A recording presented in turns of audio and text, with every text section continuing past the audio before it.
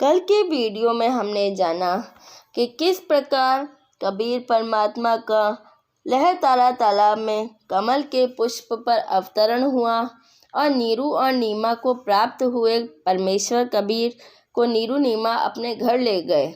आज के वीडियो में हम जानेंगे कि उनका लालन पोषण किस प्रकार हुआ। नमस्कार दोस्तों, स्वागत है आपका हमारे इस चैनल पर।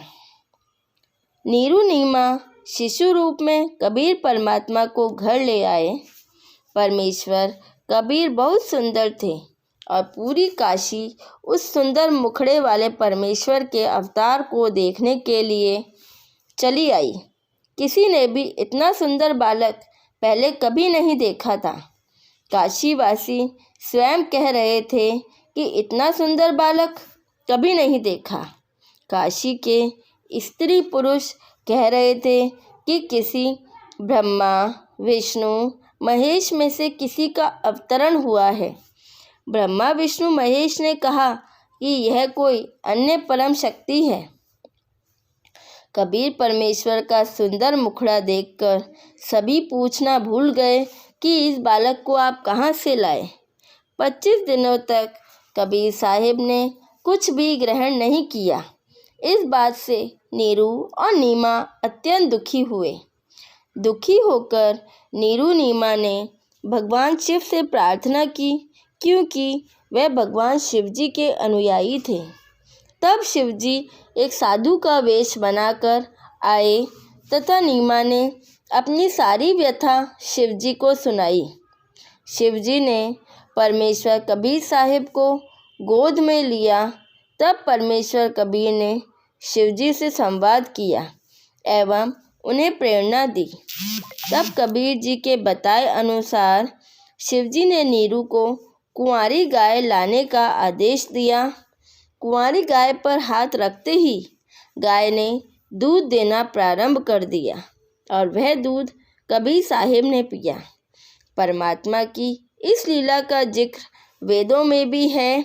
ऋग्वेद मंडल 9 सूक्त 1 मंत्र 9। जब काजी मुल्ला कबीर साहिब के नामकरण के लिए आए तब उन्होंने कुरान खोली, लेकिन पुस्तक के सभी अक्षर कबीर कबीर हो गए। उन्होंने पुनः प्रयत्न किया, लेकिन तब भी सभी अक्षर कबीर में तब्दील हो गए। तन उनका नाम कबीर रखकर ही चल पड़े। इस तरह कबीर परमात्मा ने अपना नाम स्वयं रखा। कुछ समय बाद कुछ काजी कबीर साहिब की सुन्नत करने के उद्देश्य से आए तथा कबीर साहिब ने उन्हें एक लिंग के स्थान पर ढेरों लिंग दिखाए, जिससे डरकर वह वापस लौट गए। परमात्मा की इस लीला का वर्णन पवित्र कबीर सागर में भी है। आइए जानें कबीर साहिब ही परमात्मा है। इनका धर्म ग्रंथों में प्रमाण कहाँ है।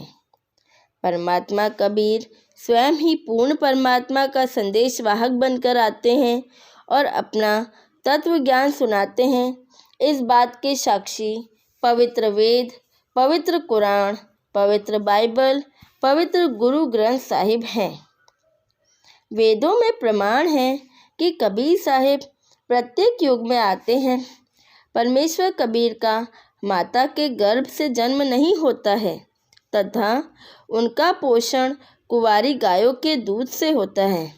अपने तत्व ज्ञान को अपनी प्यारी आत्माओं तक वाणियों के माध्यम से कहने के कारण परमात्मा एक कवि की उपाधि भी धारण करते हैं। यजुर्वेद में स्पष्ट प्रमाण है कि कबीर परमेश्वर अपने तत्व ज्ञान के प्रचार के लिए पृथ्वी पर स्वयं अवतरित होते हैं। वेदों में परमेश्वर कबीर का नाम कबीर देव वर्णित है। समिद्धो अद्य मनुष्यो दुरुड़े देवो देवन्य जसी जात वेदः आच वह मित्रा महिषी कित्वान तवम दूतः कबीरसी प्रचेतः। जिस समय भक्त समाज को शास्त्र विधि त्याग कर मनमाना आचरण कराया जा रहा होता है, उस समय कबीर परमेश्वर तत्व ज्ञान को प्रकट करते हैं। यह उद्यत है कि पूर्ण परमेश्वर शिशु रूप में प्रकट होकर अपनी प्यारी आत्माओं को अपना तत्व ज्ञान प्रचार कबीर भरवी यानी कबीर वाणी से पूर्ण परमेश्वर कराते हैं। शिशुम जज्ञानम हर्य तम मृजंती शुभंती वहिम मरुत गणेन कबीर गर्भी गाव्यायन कबीर संत सोमः पवित्राम अत्यति रेभन।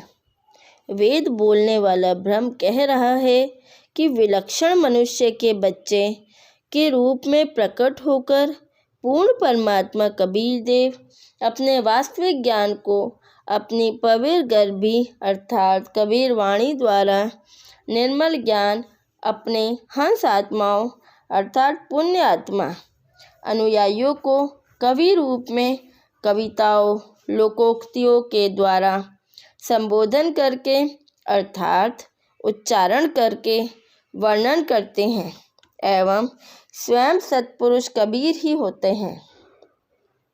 पूर्ण परमेश्वर कबीर साहिब जी जब तक पृथ्वी पर रहे उन्होंने ढेरों वाणियाँ अपने मुख कमल से उच्चारित की, जिन्हें उनके शिष्य आदरणीय धर्मदास जी ने जिल्द किया। आज ये हमारे समक्ष कबीर सागर और कबीर बीजक के रूप में मौजूद है, जिनमें कबीर परमेश्वर की वाणियों का संकलन है। आम जन के बीच कबीर साहिब एक साधारण कवि के रूप में प्रचलित थे, जबकि वह स्वयं सारी सृष्टि के रचनहार हैं। परमात्मा की इस लीला का वर्णन हमें ऋग्वेद में भी मिलता है।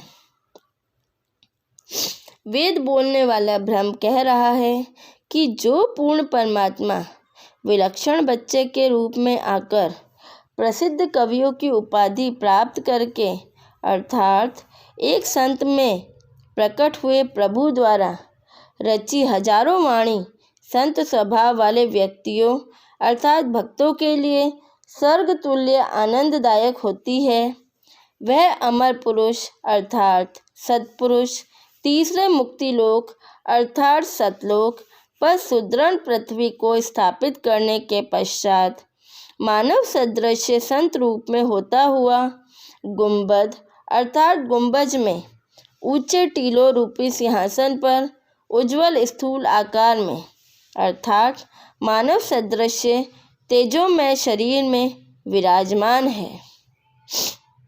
अभी इम अधन्य उत श्रृणन्ति घेनवः शिशुम सौमिन्द्राय पातवे।